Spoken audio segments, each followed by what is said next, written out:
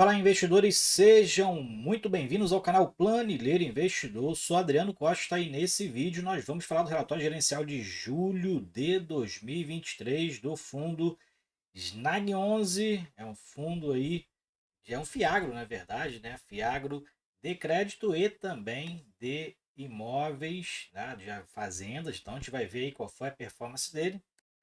Então fique conosco, tá? E se você gosta então desse tipo de assunto, se inscreva aí no canal, ative as notificações e deixa o seu like, é muito importante pra gente, tá? E você ajuda muito a gente aqui, é tudo de graça, tá? Então deixa o seu like aí, ajuda a gente também.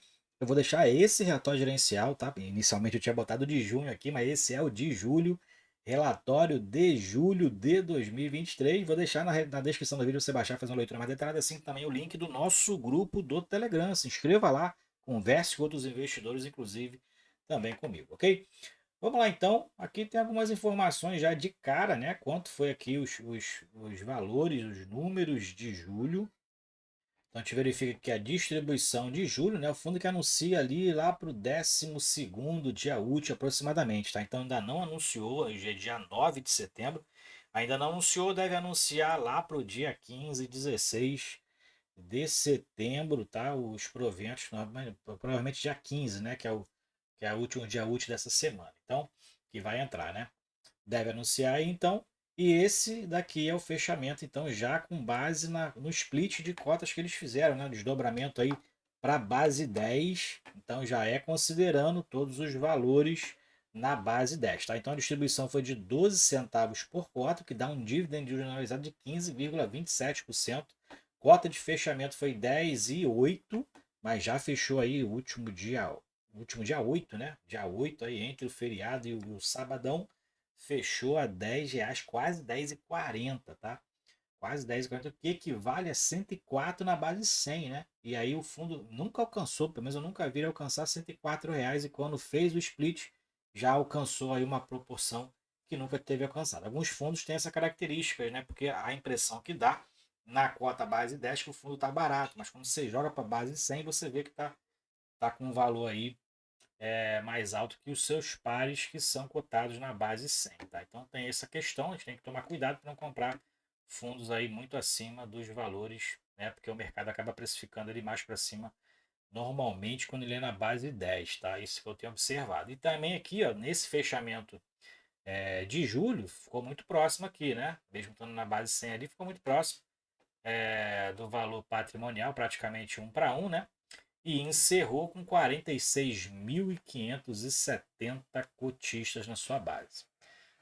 Bom, mais para baixo aqui a gente verifica algumas informações do Snag, né? Lucro acumulado por cota, 5 centavos, isso aqui é lucro acumulado que não distribuído, né? 16,43 é o dividend yield médio da carteira. Taxa de administração 0,91%, que provavelmente inclui taxa de gestão, né? Não tem taxa de administração que seja tão alta assim, não tem taxa de performance.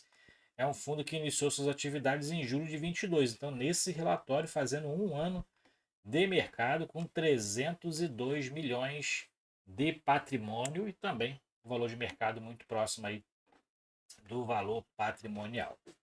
Aqui ele fala sobre o mês de julho, onde teve uma assembleia aí sobre inclusive o split de cotas, né? Então passou aí para a base 10, essa primeira informação aqui que ele passa.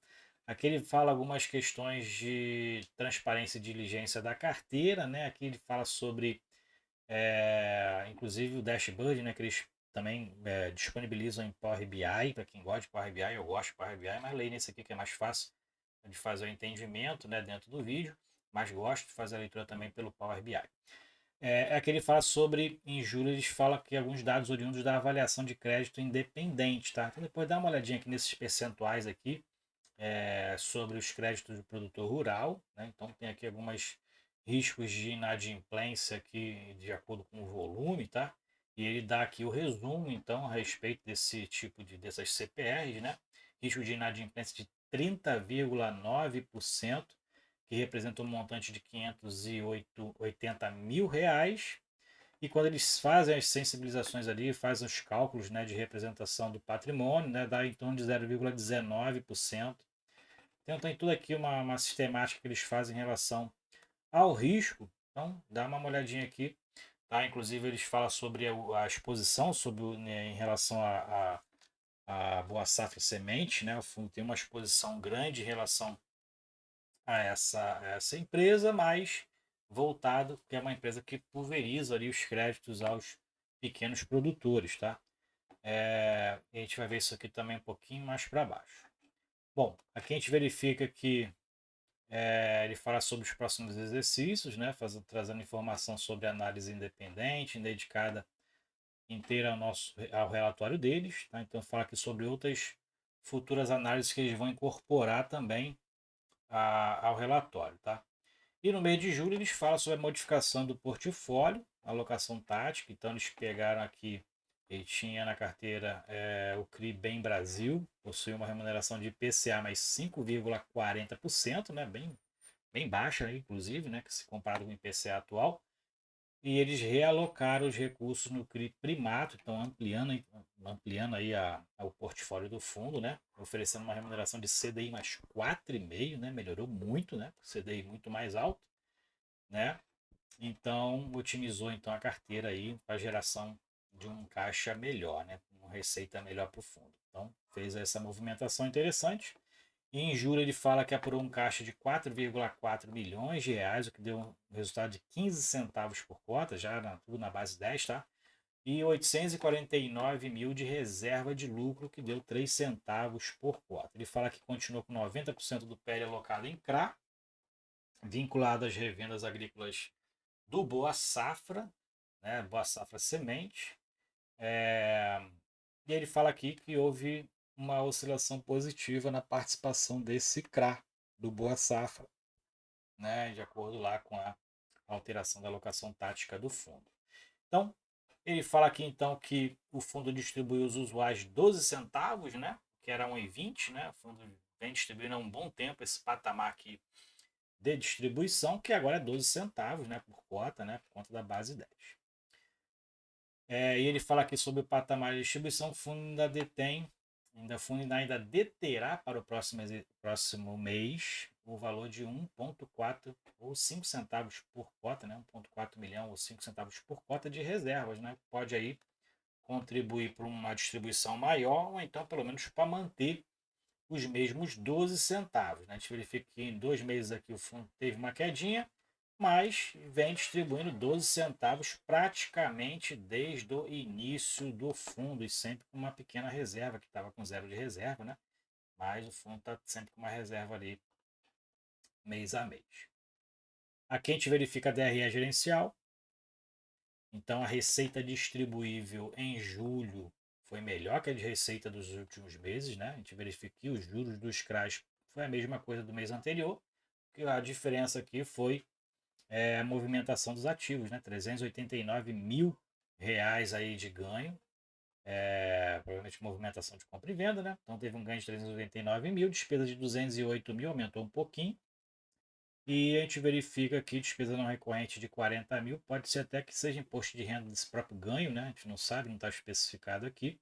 Reserva de lucro de 849 mil, fundo de resultado teve um resultado final de 5 milhões de reais, resultado não distribuível quase 1,5 milhão e meio de reais, né? E distribuiu 3,6 milhões redondinhos ali, os mesmos 12 centavos dos meses anteriores, tá? Então, fundo aí mantendo os 12 centavos de distribuição. A gente verifica que a linha, inclusive da distribuição, bem uniforme aqui, né? Teve 2 quedinhas só que, como a gente verificou lá.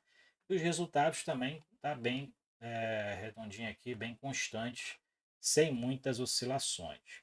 E os dados da carteira, então ele tem 4 ativos, 57 devedores diferentes, a taxa média dos papéis a CDI é CDI mais 3,03%, um prazo médio de vencimento de 6,2 anos, e pelo IPCA, IPCA mais 8% ao ano de prêmio de risco. Em julho ele fala da alteração da alocação tática, vendido à posição de 10 milhões do CRI Bem Brasil, como a gente falou lá em cima. E parte desses recursos, 6 milhões de reais, foram alocados no CRI Primato, enquanto 4 milhões foram deixados em caixa, tá? Por isso, então o caixa aí aumentando, né?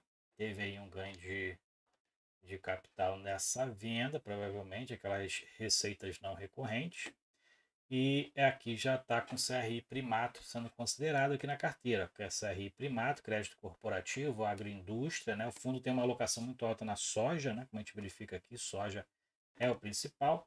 Agora, um pouquinho aqui na agroindústria, né? CDI aumentando a exposição do fundo, 6 milhões de reais, representa apenas 2% do patrimônio do fundo, tá? Mas o fundo procurando aí essa diversificação em bons papéis, né? E a gente verifica que 90% estão alocados em CRAs, 2% em CRI, 8% em imóveis, né? Duas fazendas. E aqui na disposição agora, agroindústria 3%, cadeia agro 90% e fornecedores 8%, 92% é CDI, então o principal é indexador CDI, 8% apenas IPCA, tá? Aqui a gente verifica a exposição por devedor, tem uma pulverização, a gente viu que são 57 devedores diferentes, né? E em julho o patrimônio contou com uma oscilação positiva, né? Pequeno aumento aí, 302 milhões e meio de reais, aumentou 1 centavo, né, por cota, essa foi a oscilação positiva. Aqui dentro da liquidez, o fundo também tem uma boa liquidez no mercado, né? Então a liquidez do fundo aqui continua boa, né? Então o fundo tem aqui uma liquidez no mês, não está aqui especificado de forma numérica, né? Mas a gente verifica aqui que no gráfico, aqui é o gráfico da cotação, né? Teve uma variaçãozinha, como a gente verifica aqui o fundo até julho, historicamente, não tinha passado dos 10,30, que representa R$ 103, né? E agora ele está 10,40, o que representa R$ 104, né? Por isso que essa questão do fundo na base 10, que a gente pensa que está barato, mas é o maior valor desde o início do fundo aí, né? Simplesmente, né? Dos últimos 12 meses, pelo menos. E dentro aqui da liquidez, o fundo está com uma liquidez média aqui em torno de 2 milhões de reais, né? Mantendo ali alguns picos, mas mantendo esse mesmo nível, e segue o aumento do número de cotistas, né? De junho para julho aumentou em torno de 4 mil cotistas aqui. Eu não sou cotista do Snag 11 ainda, tá? Ainda não sou, tem outros 3 fiagos na minha carteira, mas sigo aí acompanhando. Agora que ele está na base 10, vou ver se ele vai, se ele tiver ali num preço próximo do que já era praticado, próximo dos R$ 10, de repente pode valer a pena, que é um fundo que não é só de crédito, né? É um fiago que não é só de crédito, também tem imóveis na carteira, e aquilo que ele tem de crédito é bem pulverizado ali dentro dos microprodutores, né? Aqui são os gráficos de performance, aqui a análise dos ativos, então, imóvel rural primavera, então isso aqui é aluguel, né? Arrendamento, né? Atípico, prazo de 10 anos, IPCA mais 8% a remuneração, né? Anual, devedor é Boa Safra Semente, 10 anos, né? Imóvel rural Sorriso, também Boa Safra Sementes, arrendamento atípico, então pelo devedor tem uma concentração altíssima dentro do Boa Safra, mas dentro realmente dos créditos distribuídos ali é bem pulverizado, tá? Aqui é o CRA Boa Safra, então destinados ao grupo Boa Safra, né? São diversos estados, né? Então tem ali os créditos fornecidos aos microprodutores, né? E aqui a gente verifica que é o prazo de 20 anos, que corresponde a 88% do PL. Aqui é o Primato Cooperativa Agroindústria, 9 anos, né? Então aqui 2% do PL. Ok? Então é isso aí. Esse é o relatório gerencial do Snag 11 Fiagro, aí da Suno Agro, né? Um dos fundos da Suno. Fiagro imobiliário. Então não é só um Fiagro de crédito, tá bom? É imobiliário, mas não é só de crédito, ele também tem aí imóveis, fazendas, né? Terras aí para poder diversificar também o portfólio, né? E dentro do CRA que ele tem, vinculado ao Boa Safra, ali são créditos para diversos microprodutores aí que tomam esses créditos do Boa Safra Semente, né? Então tem uma diversificação por dentro ali indiretamente bem grande, né? O que diminui o risco do fundo. O fundo é bem interessante aqui, estou de olho no fundo já há algum tempo, né? Mas eu tenho outros fundos na carteira, outros fiagos que têm aumentado a posição neles, né? Mas de olho no Snag 11, que realmente tem saído aí um bom fiagro, né? Qualquer oportunidade de mercado, e provavelmente vou aproveitar a entrada. Não é nenhuma indicação de compra nem venda, né? Não sou cotista do fundo, né? Não tenho intenção nenhuma de, ou que nem outros influenciadores, de aumentar a liquidez, não tem nem esse poder, mas é um fundo realmente interessante para carregar a longo prazo, ok? É isso aí então. Se você gostou do vídeo, deixe seu like, compartilhe esse vídeo com outras pessoas. Fiquem com Deus, até o próximo vídeo. Tchau, tchau.